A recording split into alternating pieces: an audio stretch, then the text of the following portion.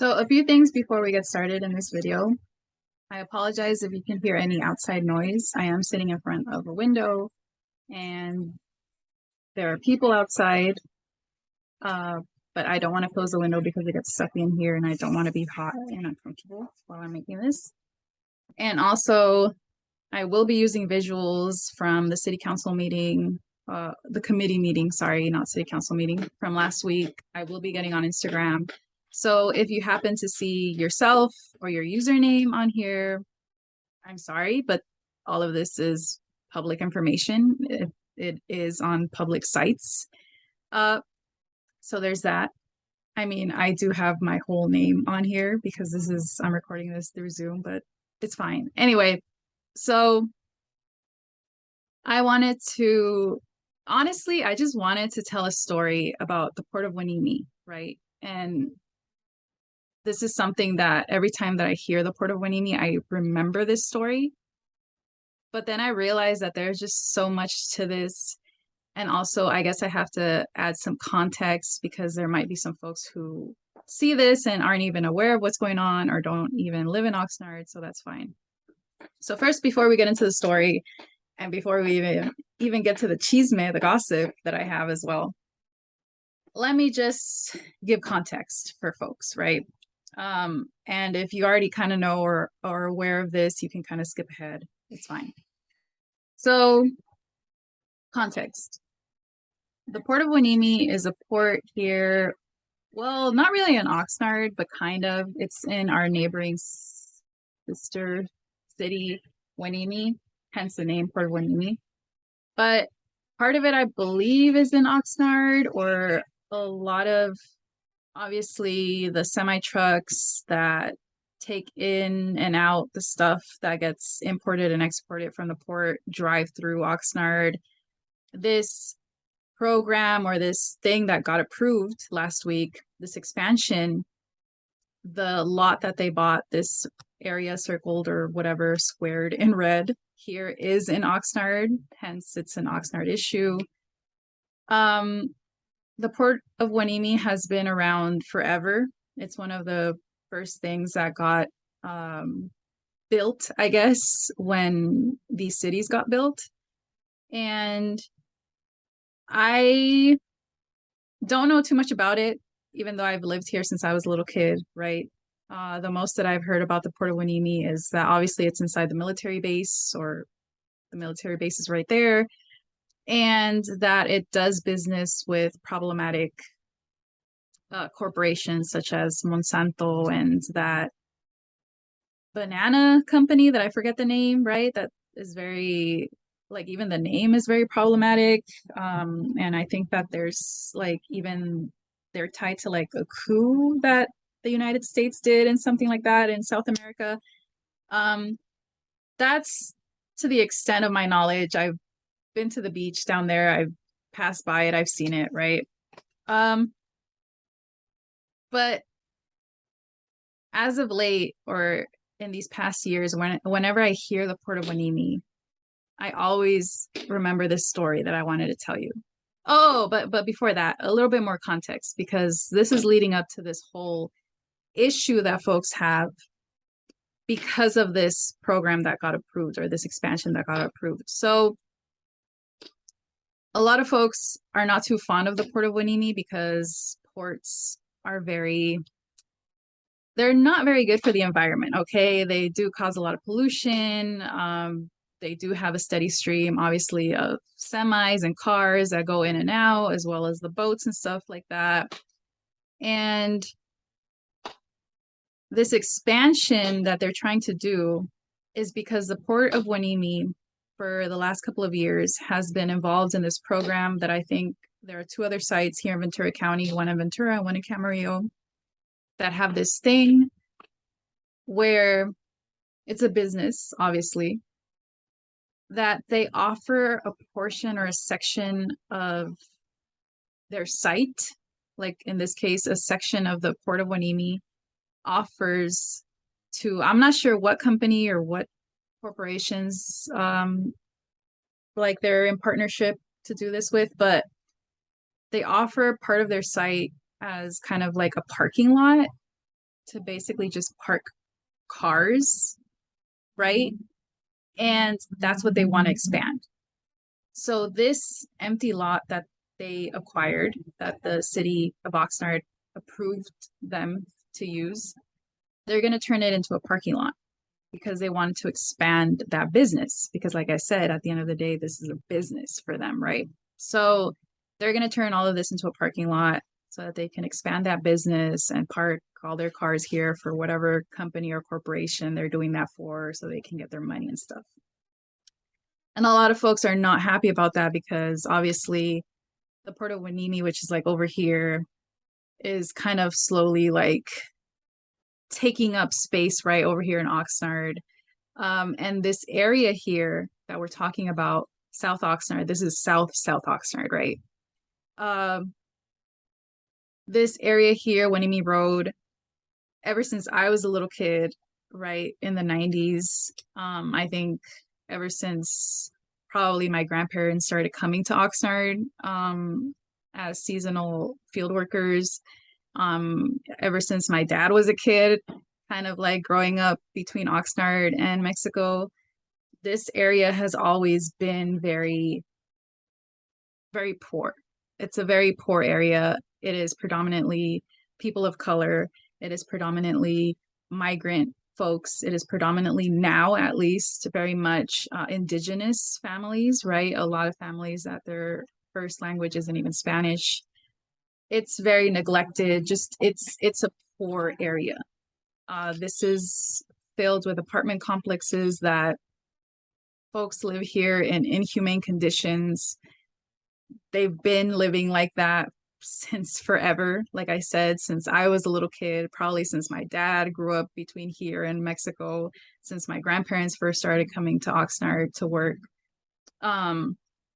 It's just a very poor area that is full of families of color, people of color, right? So a lot of folks have spoken about environmental racism and how essentially if this was an affluent white neighborhood, this would not be happening. The city would not be approving this, right? Because I'm sure that to, let me see, what are, never eat soggy waffles to the west. I mean, if we're taking this as north and then, you know, east, south, west, to the west or to the this side of the port, I believe it's called Silver Strand, and like Mandalay Beach is over here. They have empty lots over there in front of Mandalay Beach, going to that thing that they have at the beach, right? Anyway, like in the sand dunes over there, they have empty lots over there, right? So why couldn't they get empty lots over there to expand on that side? What's the difference? Oh yeah, like the multi-million-dollar homes or the price tags on homes on that side, and the fact that that's a rich, affluent white area, right? But anyway, maybe I'm getting too ahead of myself. But that's the rub. That's the rub of it. That's the context of it. A lot of folks were at this meeting for it because a lot of folks who work at the Port of Hueneme are like, oh, it's going to bring in a lot of jobs. Hey, the Port of Hueneme says that they're green now. They care about the environment. And there were also a lot of folks who were against it, speaking and saying, hey, why are you doing this here? How is this going to help these families? You know, these low income migrant indigenous families that are here, right? So all of that happened here. But eventually the city ended up approving it. So they're going to start building it. So that's the context. So now my story, right? Because a lot of folks asked me as well how I felt about this. And like I said, whenever now I hear about the Port of Hueneme, this is what comes to mind. This story that I'm about to tell you is the first thing that comes to my mind whenever I hear the Port of Hueneme. So I brought up this slide specifically so that I could show you all. Because this slide is also what kind of reminded me and I started connecting certain things, right? So this slide shows the process for the permit that for the parking lot structure or whatever that they're going to build. So here we are, October 22. That's the planning commission meeting last week that they got approved. So going backwards, they kind of say that around 2017, that's when they started really thinking about this or hashing this out as a plan, right? Formally. I'm sure that they were thinking about it before this, but this is when they started formally to kind of put it down on paper. So I started looking at these dates, 2017 and 2018, and I obviously I remember the story again, this story that whenever I hear the Port of Hueneme, this is what I think about. And I started thinking about it, and I'm like, wait a minute. I think this story happened or was happening around this time, 2017 and 2018. But anyway, let's just get into it. You'll see how all of this pertains. So I used to work at a daycare. Before coming into UCLA, I stopped working at the daycare. So I worked at this daycare for, I'm not even really sure how many years, but it was at least 5. I've been connected to it for more, to be honest. But I want to say, obviously, I was working in 2018. I was working at the daycare already for sure. 2017, I'm not sure. I think that's when I started. I'm not sure, but it was like around this time. So anyway, I used to work at a daycare. And the thing about the daycare where I worked at was that our families, 95% of them were or still are, because the daycare obviously is still running, are families that come from field working, migrant families, right? And I would say about 70% of those families live in that area, the area of South Oxnard, right? So they live in an area that's known as Cuesta del Mar or South Winds. They live in apartment complexes around there, around Haycox Elementary School, right? If you all are familiar with that area. So around this time, I remember because it was pre-pandemic, a couple years before the pandemic. So 2017, 2018, those kids that lived in that area in South Winds would start to come to the daycare with a bunch of merch. And that's the best way that I could describe it, because it was merchandise.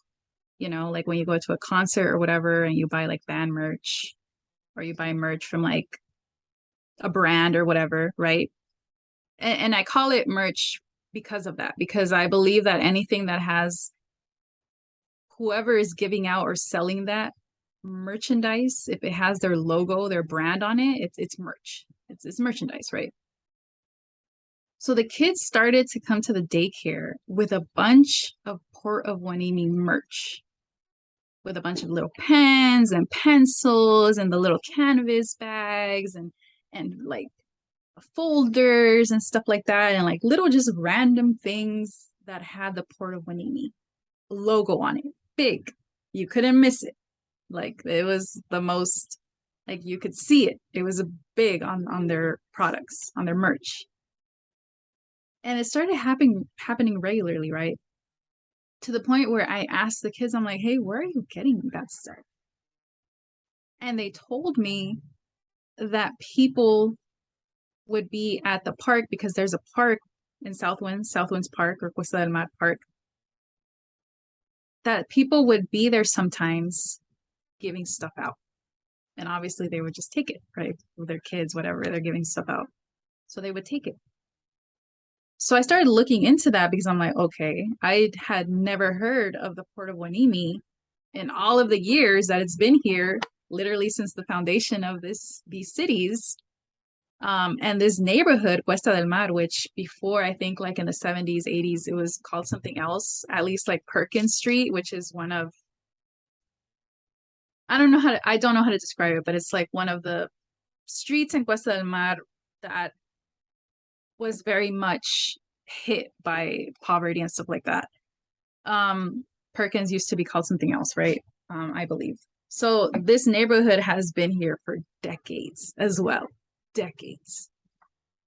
And all of a sudden, the Port of Hueneme is just giving things out, right? So I looked into it, and sure enough, yeah, I would see the Port of Hueneme saying, "Oh, we're gonna be here. Southwind's giving people this stuff, blah blah blah blah, like merchandise, stuff with their brand on it." And there was something about that back then that I didn't like. I didn't like it. I didn't like it because I recognized that as being some type of marketing strategy, because that's what it is. Because it's not, you know, and I believe maybe they were some of the first people that got the food distributions that now happen regularly at Southlands Park, maybe.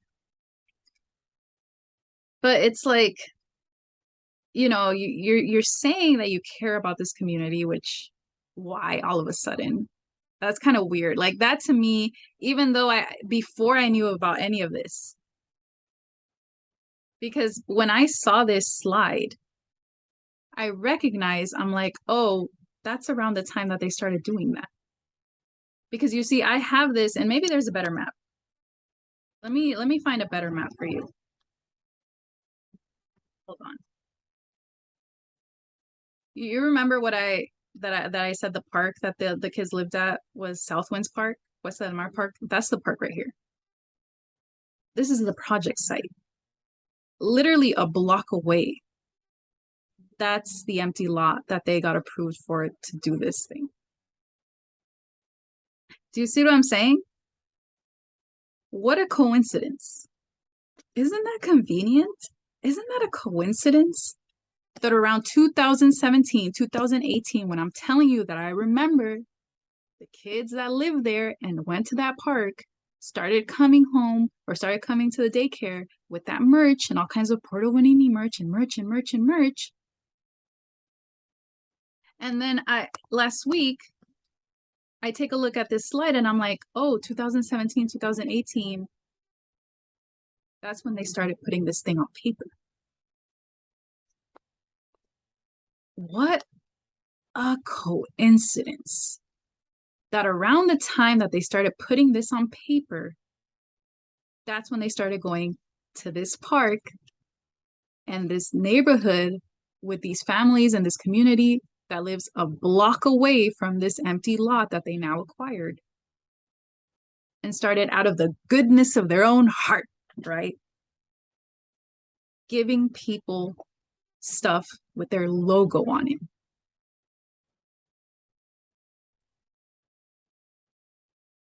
You see, even before last week that I saw that slide and I put two and two together, I'm telling you, I didn't trust it. Even before I knew this. Back then, when I would see the kids come in with all kinds of stuff with the logo, huge as hell,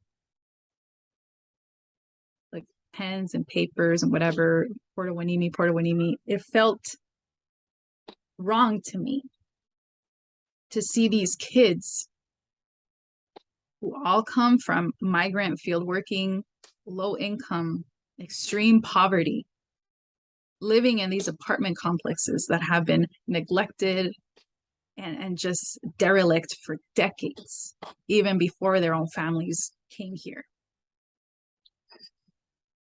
There was something wrong seeing them just wearing Port of Hueneme merch from this port that all of a sudden started caring about this specific area. I already felt some type of way about it. And then last week, sitting there and seeing those slides and seeing that that's around the time that they started putting this pen to paper. And I started adding two and two together. That shit is disgusting. And I know that there are some folks that I have added on my social media who work for the Port of Hueneme in several aspects, right? Whether they work directly at the port or they work for the management or whatever, or PR for the port. And I'm not really looking for folks to come and tell me, oh, well, this and this and this, because this is what I'm seeing. This is what I'm seeing. This is what I saw. 2017, 2018, these kids started coming with merch because that's what it was, merch. It was branded items with the brand, with a corporation logo. You're going into Southwinds. Southwinds, one of the most marginalized communities in Oxnard, in South Oxnard. All of a sudden, you give a damn. And you're giving these kids merch, but all of it has your name on it. And you're doing it out of the goodness of your own heart. And it so happens to be around the time that you know that you're starting this program, that eventually you want to acquire this land, which is a block away from the park that you're giving stuff out from.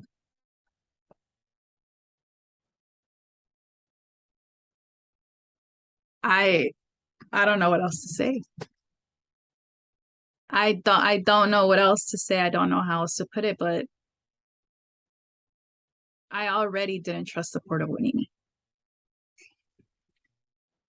And then I saw this last week and I put, like I said, I put two and two together and I hated it even more. And part of me, honestly, is a little bit baffled at how some folks are going so hard for the Port of Hueneme. Like I said, some folks work for them. And I don't know if the paycheck is that good, if the benefits are that good, that you really don't want to see this. You don't want to see how all of this was strategic. There's something so disgusting to me about a corporation using community that lives in one of the most marginalized, one of the most impoverished, at-risk neighborhoods in all of Oxnard, and using them as puppets and as pawns for your marketing strategies. And this thing that you knew you were going to do, you knew what you were doing. The port knew what they were doing with this.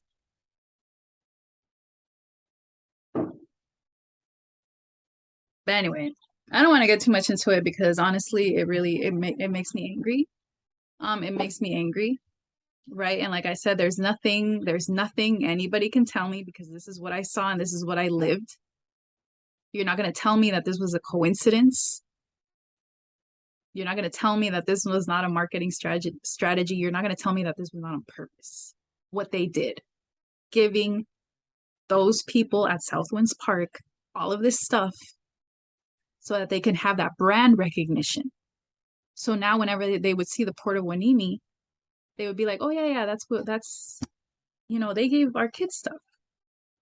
Getting into their good gracious or graces, whatever. I don't care how you say that word.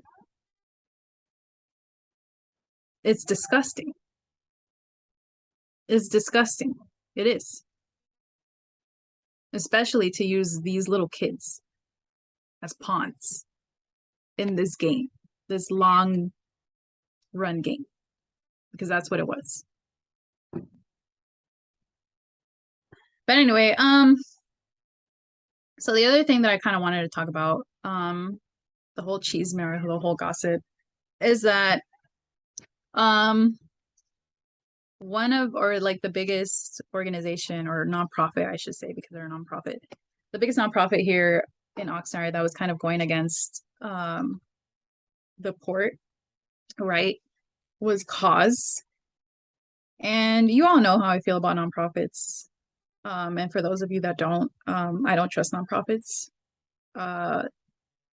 If folks would want, I could do a whole video talking about the nonprofit industrial complex and how just basically nonprofits don't really do anything. They don't really change anything. The term nonprofit is a misnomer because these people are getting paid. That's their job. It's their job to care about these social justice issues. And a lot of these groups, like Cause, actually get money from the city. So, I don't know about you, but logically to me, I don't know of anyone who's going to really push that hard against the people who are writing the paychecks. Huh. right? But anyway, I don't really care too much about cause because of that, because of the whole nonprofit industrial complex thing, and also because I've personally known things about cause and how just stuff about cause, how they censor people, how they really tell people what to say, how people really can't say their own things when they're in cause, how they really recruit youth, which is very weird. A lot of their volunteers are high school kids who are overworked and underpaid. How I've heard about folks who worked with them or who were volunteers with cause when they were younger and how they were promised jobs and stuff and never received anything. Um, but anyway, like the biggest thing with this, issue being cause versus the Port of Hueneme is that I don't know if it was around that time too, but I remember like years ago, whether it was 2017 or before that, there were a lot of folks who used to be in cause, whether they were volunteers or they worked for cause or they were like supporters of cause and stuff like that, who left cause. And some of those folks started working for the Port of Hueneme. A lot of the folks, at least that I've seen on social media, that are very pro Port of Hueneme used to be in cause. So there was a massive exit, right? I don't really know why. I mean, some of the things that I just said about cause might have been why. But it's just funny to me that a lot of these folks were hardcore environmentalists, right? Care about the environment, stuff like that. And they started working at the Port of Hueneme out of all places. That's not a very environmentally friendly place. And around that time, um, that's when the Port of Hueneme started really going green, supposedly, right? Which I also don't really think that they care about that. I think that they're smart enough to know that that's where the money and the support is. And that's why, right? They pride themselves in, I think at this meeting, there was like a point where they said that they took pride in the fact that they were the greenest port in, I think, either California or like the country, which is honestly like me saying that I'm like out of every single smoker in the United States, I instead of smoking like 30 packs a day, I only smoke like 5 packs. Like you're still bad. It's still bad. You're just the best of the worst. And you take pride in that, which is kind of odd to me, right? And that kind of just reminds me how like there were things in this slideshow that I was just seeing, and I'm like, what? Like, how does that make sense? There were some statistics. Let me see if I can find them. There were like statistics and stuff that they had on here that I'm like, okay, you're not even really providing information. Like you're fooling people into thinking that you're providing information. Like for example, I'm gonna find it. There was one slide that had like a percentage. Oh, this one. This one. Okay, so look at this, right? So I'm a sociology major. And one of the things that in sociology you kind of have to deal with is like data and how you present data, like how you present data, facts, and information. And the thing about when provide these graphs and these percentages is that you always have to provide what n is. And n in statistics being your sample size or your sample population. Right. So like for example, let's say like research that I've done, right? I remember I did research on homelessness around Ventura County and stuff like that around Oxnard. And I did a survey, much like I think where they got their, yeah, they said right here, a county-wide survey, right? So for my survey that I did, I got like almost 300 people to respond to the survey, right? And from that, I was collecting data, right? And I was like, oh, well, 70% of people said that they were against homelessness, right? But in my report and in my graphs, I had to provide the total number of people that responded to the survey so that the percentage was in context, if that makes sense, right? So that you knew that when I said, oh, 70% of people are against homelessness, you would know that it was in context of my survey, 70% out of the 300 people that I surveyed for this, right? That I don't see that, and I don't see that sample size or population number anywhere on this graph. And I don't really think they talked about that either. So to me, when I look at this and it's like, oh, 77%, 77% show support for port expansion out of how many people? How many people did you survey? Is this 10 people? Or is this 200 people? Or is this 2,000 people? Because the sample size really, I mean, 77% out of 10 people is a vastly different type of number than 70% out of 200,000 people. Do you see what I'm saying? Like, this to me is nothing. Like, this to me says nothing if there is no sample size set on here. And they like, this isn't even the only thing. Like, they really, there was another slide that was showing that I don't know, they were saying something out of like, oh, like 1,200 people. And I was just like waiting, like, okay, 1,200 people out of how many? Out of how many?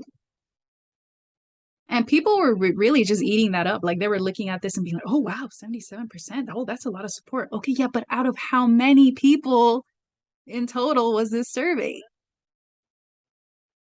Like, it was just like stuff like this too that I'm like, you're not seeing anything. But people were eating that up. Like, people will just see percentages and graphs like this and be like, oh, wow, oh, yeah. But out of what? This doesn't say anything.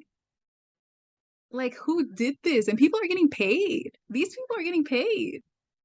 These people are like earning an hourly wage to make this damn slide that has like zero information, tells you nothing, basically. But anyway, so I mean, there's that. There's like other points and stuff, but I don't want to make this too long. It's just essentially I really don't. I was really surprised at certain folks who were like going hard for the Port of Hueneme, like, see, oh, like, support jobs. Yeah, okay, baby. Oh, what who is gonna get these jobs?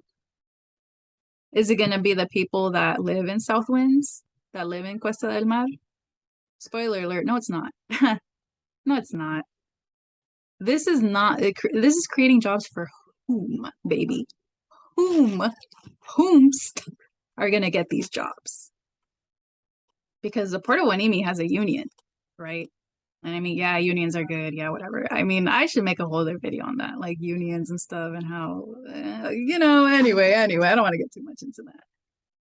I think I'm already gonna like offend certain people's sensibilities with this video. So let's not even get into that. But who are gonna get these jobs? Like, when you say, oh, it's just creating jobs for who?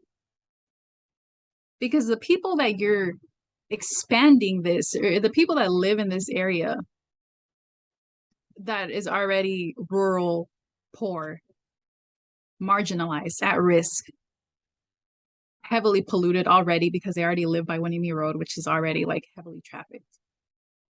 They're not going to get those jobs. So when you say that this is creating jobs, you better, just like, the statistic thing, you better say for who. You better give the full information. Right. And then that's what people were not saying. They were not giving out full information. You're not giving out the full sample sizes of your percentages, where you're getting these percentages from. And you're not saying who is going to get these jobs. You're just making it seem like, oh yeah, 77% of people support it. Oh, it's going to create jobs. You're not giving us the full information. You're not.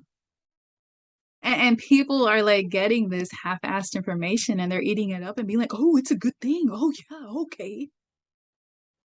And it's like, baby, they're not telling you the whole story. Like they're only telling you what is good to hear. Of course, they're gonna tell you what's good to hear, but you should be asking these questions. Like, you should be delving deep into oh my God, they took a recess? Holy damn.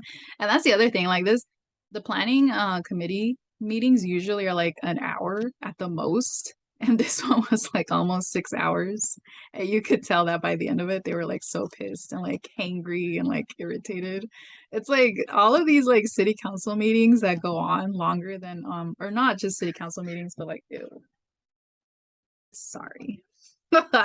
All of these city council meetings that go on for longer than they're used to, like you can tell that they're not used to actually putting in work.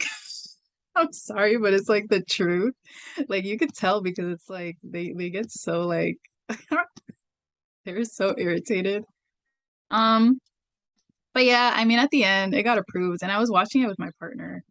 And towards this time, because we started watching it late, but towards this time when they were deliberating, even my partner who isn't like really aware of this stuff or doesn't like watch city council meetings or committee meetings like I do, at this point he said he was listening to them speak and he's like, oh, they're gonna approve it.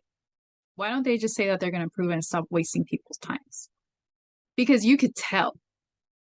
But you could tell that as soon as they started deliberating and started giving their opinions, these two homies, the only thing that they did was they started going against all of the cons that people were saying against the expansion. And that as soon as they started saying that, as soon as homie started, I'm like, oh, they're gonna prove it. And that's what my partner said too. I'm like, they've already made up their minds. They've probably already made up their minds since forever. Like this was just a sham. And honestly, a lot of these commission meetings, that's what they are. They've already made up their minds. This is not the first meeting that they've had about it. They've had meetings about this. Like they've had a bunch of meetings, this planning commission meeting. They've talked about the expansion for a very long time. It's just that this was the first time that Cause really put out and said, "Hey, people, go to this meeting and tell them no." And here's my final thing. And this is the thing, and like I said, I can make a video about the nonprofit industrial complex, but like this is why I don't give a shit about nonprofits and why I don't really care for Cause. Because they all have like this thing, oh, let's pack the city council. Let's recruit high school kids to go tell them, hey, please don't do this here. And like let's go recruit like these like poor brown people to go speak so that we look good and just be like, please don't do this, Mr. Mayor. Please don't do this, Mr. City Council members. And I mean, credit where credit is due. They pack it.